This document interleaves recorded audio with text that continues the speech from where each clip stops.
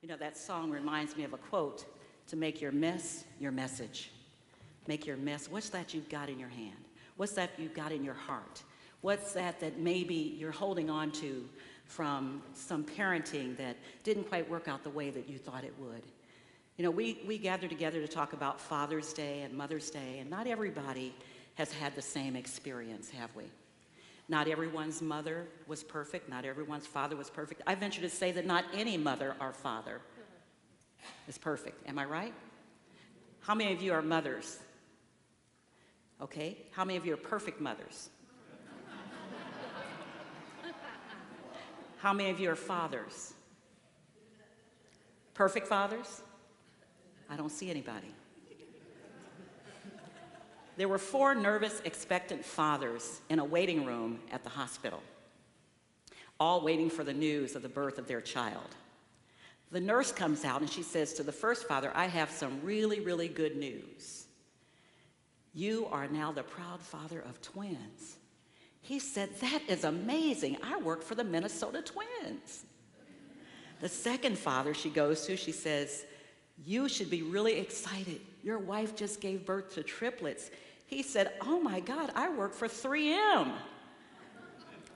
And the third one she goes to and she says, "Well, I don't know how you're going to take this, but your wife just gave birth to quadruplets." He says, "Oh my God, I can't believe this. I work for the Four Seasons Hotel." The fourth father was banging his head up against his hands and going, "Oh Lord, oh Lord." And she goes over and said, "What's wrong?" He says, "You don't understand. I work for 7-Up."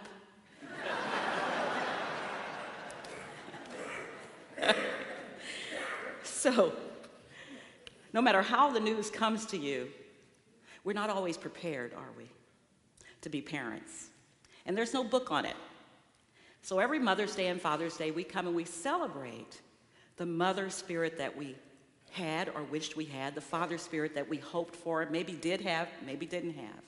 So today I want to focus a little differently, because I know that there are a lot of people who don't come to church on Mother's Day and Father's Day because they feel that the message does not speak to them. And so I want to make this message speak to those of us who have a child inside in need of healing. And for those of you who had the perfect parents, I just want you to have the compassion for those of us who didn't. Today's daily word is a father's blessing. I bless all those who encouraged my self-discovery, my growth, and my learning. Do you notice it says all those? Because just because you may have fathered a child doesn't mean that you are the father to that child. And your father figure may have been someone totally different than your natural-born father. The good news is we're all family, so we get to pick and choose fathers and mothers from everywhere we go. I have plenty of them. One of them was Graham Porter. I so loved Graham Porter. And we had close birthdays in April. So I read his books, and I know how much he loved his daughters. And they got to benefit from this gift of this beautiful man. Your first Father's Day. He's here. That's why I brought him up. In the United States today is traditionally an opportunity to show appreciation for fatherly influences. That's what I want you to focus on. I offer a prayer of gratitude for the fathers who provide necessary guidance, strength, and support for their children.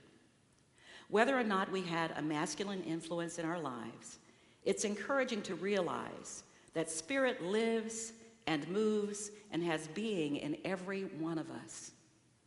Spirit encompasses both masculine and feminine aspects of ourselves. While the softer love associated with a mother seems more appealing, the masculine aspect of the fatherly role as a mentor, a guide, and a supportive presence is also essential to the proper performance of our spiritual purpose. I give thanks for those who encourage self-discovery, growth, and learning. That's today's daily word. The scripture is found in Proverbs 20, verse 7. The righteous walk in integrity. Happy are the children who follow them. Happy are the children who follow them. Now, the person you followed or you wanted to follow may not be the person that showed up as your role model. So we need to be grateful for those role models that showed up in our lives, that are here in our lives, and the role models that you are for someone else. Do you recognize any of these names? Ward Cleaver, Ozzie Nelson, Fred Flintstone, George Jetson, Lucas McCain, one of my favorite, Andy Griffith, James Evans, Carl Winslow, Philip Banks, Ben Cartwright, Charles Ingalls, Michael Kyle. Do you know any of those names? Those were my role models, most of them Caucasian, were the fathers that I thought I would like to have. They didn't look at all like me, neither did their families, and their homes didn't look like mine. But I was always dreaming that I would have a father like Father Knows Best. My Three Sons, Little House on the Prairie. Father, do you know, is mentioned 1,008 times in the Bible, while mother, this is the New Revised Standard Version, mother is only mentioned 220 times. Two well-known scriptures that mention father and mother I'm sure you're familiar with from Ephesians, the 6th chapter, the 1st through the 24th verses, we start with, children, obey your parents. And in Exodus, the 20th chapter, the 12th verse, honor your father and your mother so that your days may be long upon the land. There is no perfect parent. You may have heard the name Charles Francis Adams, a diplomat like his father, President John Quincy Adams, and his grandfather before that. On one occasion, he wrote in his diary, "Went fishing with my son today, a complete waste of time." His son Brooks wrote in his diary, "Went fishing with my dad today, the greatest day of my life." You see, even when we don't realize it, we are someone's hero, someone's role model. His dad may have had an awful time, but he didn't see that. All he saw was the opportunity to spend time with his father. A story is told of a young boy who asked his father for how much money he made. Of course, the father was offended. "That's none of your business, and I don't even discuss it with your mother." He said, "Why do you ask?" "Well, I just need $10. "Well, what do you need $10 for?" And the son didn't say anything. He says, "Well, if you can't tell me what it's for, I'm not giving you $10. So the son goes off to his room, and when he's getting ready for bed, the father thinks about it. He thinks, that was wrong of me. I should have at least talked to him a little more, find out maybe he wants to buy something important. So he goes to his little boy's room and he says, "I'm sorry the way I reacted. What do you need the money for?" And the little boy reaches under his pillow and he pulls out all these dollar bills. And the father is upset. "You already have money and you're coming asking me for money? Do I look like a bank to you?" The little boy counted $10. And he said, "Daddy, how much money do you make?" And he said, $20 an hour. And the little boy took the $10 and his father gave him $10. "I want to buy an hour of your time. I want to buy an hour of your time." How many times have we been so distracted and so focused on making a living or making a life for our families that we don't take the time to spend with them when it really counts? Times are changing, and fatherhood and motherhood look totally different than they did when I was a kid. Those early TV shows didn't reflect the alternative parenting that we see today, many here in this congregation. Same-sex couples raising great children. Where's their day? I was reading an article in the Chicago Tribune dated June 15th, this week actually, about whether or not fatherhood is outdated. Is Father's Day outdated? And some people said yes, because we don't have the same kinds of nuclear families that we used to have. We have absentee fathers. We have fathers who never played a role in children's lives. We have others who are adopting children that aren't their real fathers or mothers. We have fathers who are present but may as well have been absent. My own father was alcoholic, and while he worked hard, I didn't get a lot of opportunities to spend real quality time that many of my friends did. So I was always comparing my father with theirs, but I loved the ground my father walked on, and everybody knew it. My mother was a saint, and she taught us, always respect your dad. This is a disease. She would never allow us to say anything negative about my dad, no matter how raging crazy he would get when he was drinking. So I saw the good in him. And I will tell you, there's good in everything that you learn. That's why I don't drink. Seeing that played out, and I'm not saying you don't drink, I'm talking about me. Because seeing that played out in front of me gave me reason to think about it and realize that I didn't want that in my life. I'm okay with a casual beer or something. I don't like any of it, but it's a personal thing. But seeing how it deteriorated his life and led to his demise at the age of 60, that was a good teaching experience. Every opportunity is a teachable moment. You can learn from the best and you can learn from the worst of your circumstances if you choose to. There are some good dads and some not so good dads in Bible. In 2 Samuel, 1st and 2nd Kings, and 1st and 2nd Chronicles, we read about King Solomon. How many of you have ever heard of Solomon? He was the wealthiest man at that time in the world. He had everything. Last time I spoke, I talked about all these wives he had and would-be wives and all the mothers-in-law that came with that. Well, I only imagine how many children were a part of those relationships.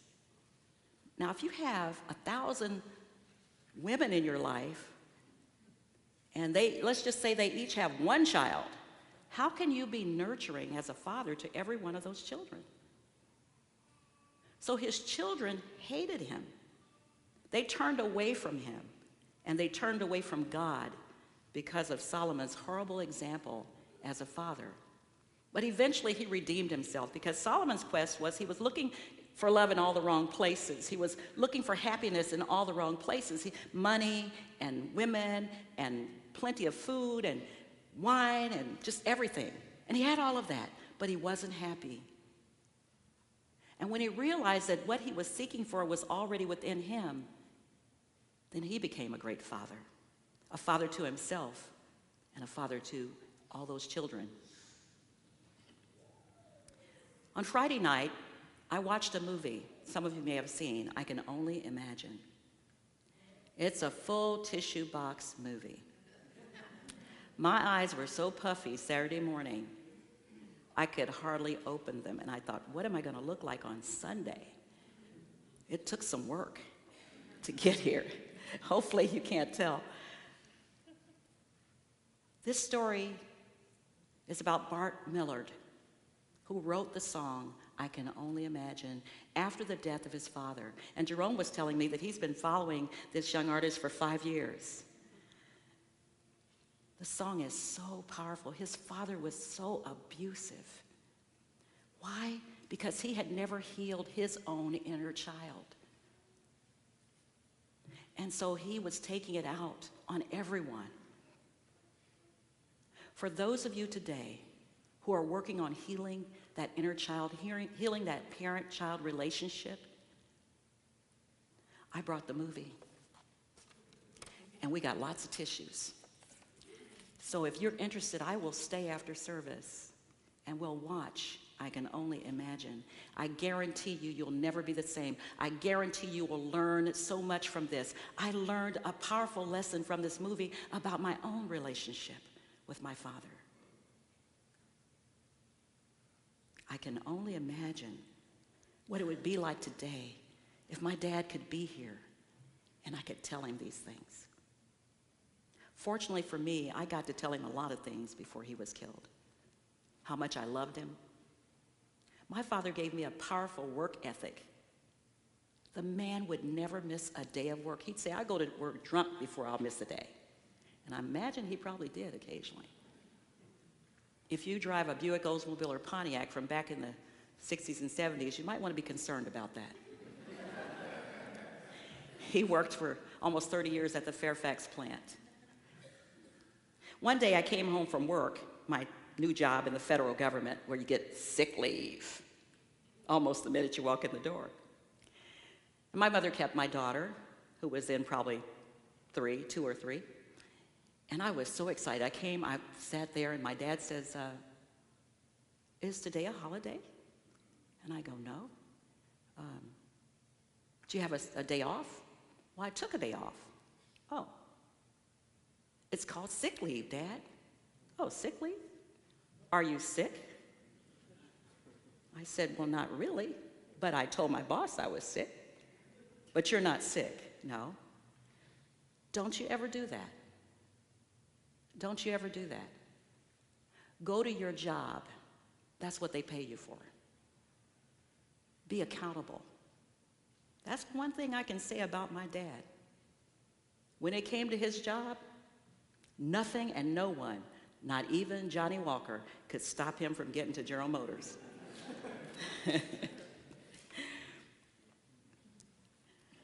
I was looking at Mark Hicks' blog on truthunity.net. I encourage you to look at that. He has some powerful information. The Fillmores, you can listen to Myrtle, you can listen to Charles, you can read all the greats. And recently Mark posted a healing lesson, how to heal ourselves from the parenting that we didn't get, or we hoped we would but didn't get. And he quotes Frank Giudice, who he and his wife used to be right here at Unity Temple. In fact, Martha Giudice married my husband and I. He said, Frank says, all problems, challenges, or whatever we choose to call them stem from one basic problem, the inability to love ourselves totally and unconditionally. Doesn't matter what kind of parent you had. It's your own inability to love yourself that is standing in your way. He goes on to say, everyday problems in life are not caused by our present conditions, but rather by a painful, broken experience that occurred early in life. And I sum that up with one word. How do you heal from that brokenness? Forgiveness. Forgiveness is the key. And I can only imagine the movie.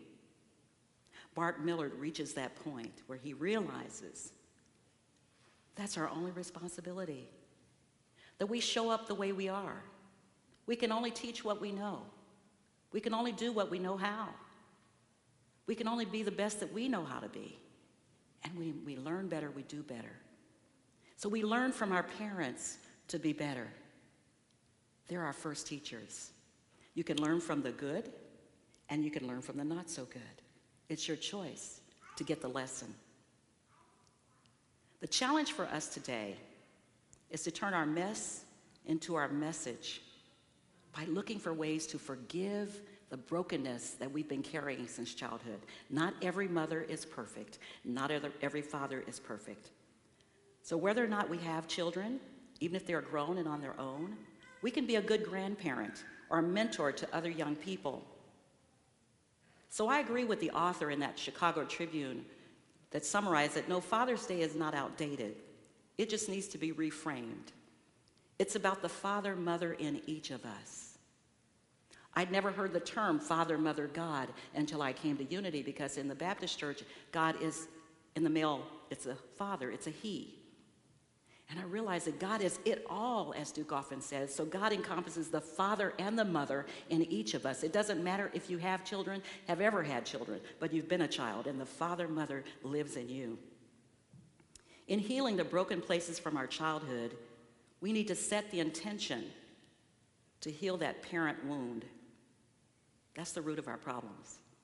I guarantee every relationship we have difficulty with stems in some part to this brokenness within us, somewhere when we were young. And we can start by expressing gratitude for whatever fatherly influence showed up in our lives. Be grateful, because that was a teacher. That was a teacher. We can offer a prayer for those who provided the necessary guidance, strength, and support. It doesn't mean you have to constantly tell the person they did everything right. No. You don't have to lie. All you have to do is express the truth in you, that all of us do the best we can with what we have.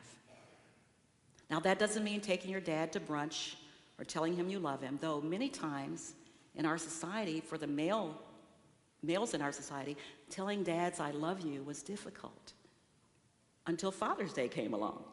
And that's the one excuse men have to say, I love you, Dad. I love you, son.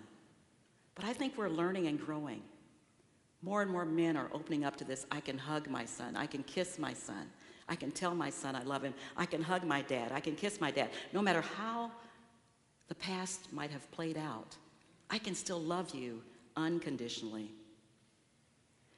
You can take a moment right now where you are to reflect on that father that guided you. Could have been a neighbor down the street, a teacher, the minister, a friend's father. We can let go of this gender-based idea of parenting, the mother role, the father role, the male role, the female role, and know that we are all, every one of us, called to nurture each other. As the saying goes, we're all angels with one wing, and we have to embrace each other in order to fly.